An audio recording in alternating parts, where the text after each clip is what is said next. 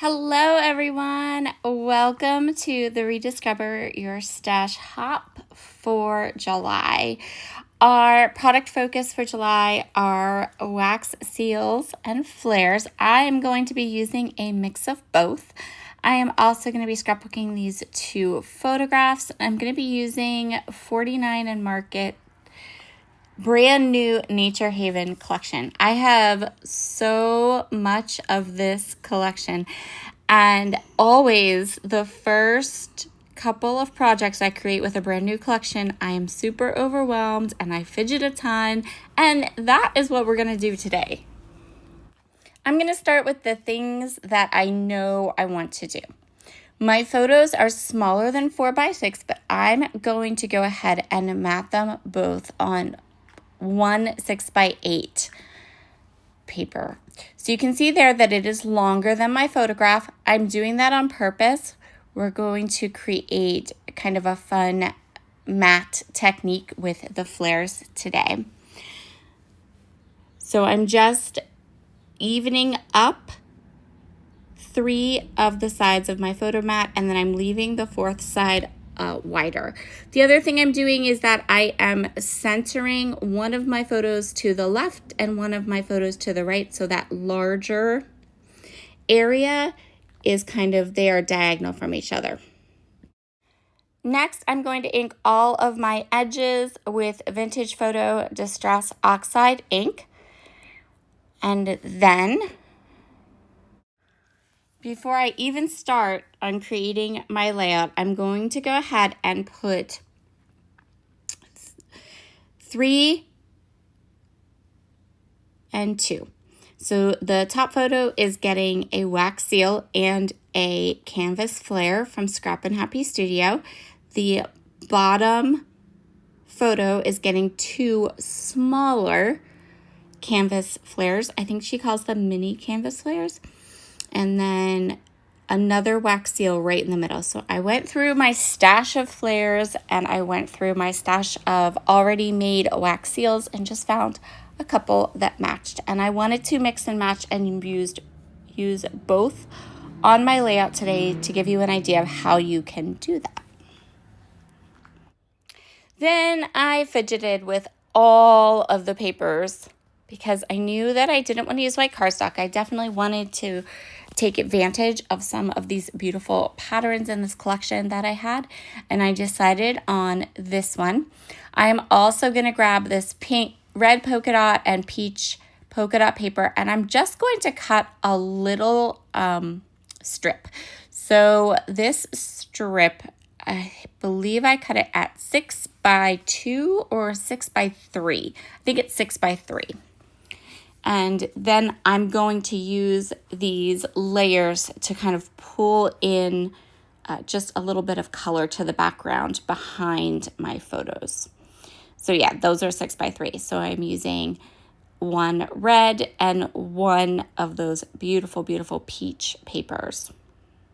You wouldn't have to cut in to brand new 12x12 sheets of paper to do this. In fact, if I had had any scraps, this is where I would have pulled the scraps in. But because I didn't, I kind of had to cut down and make it my own.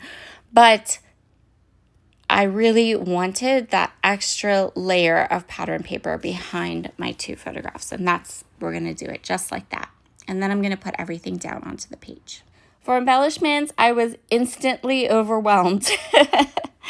So I limited myself to the laser cut elements and the pack of die cuts. And these die cuts, I'm going to go through them. I'm going to put things down. I'm going to pull things up. I'm going to fidget around with them forever, trying to figure out what parts, what elements, what things I want to use.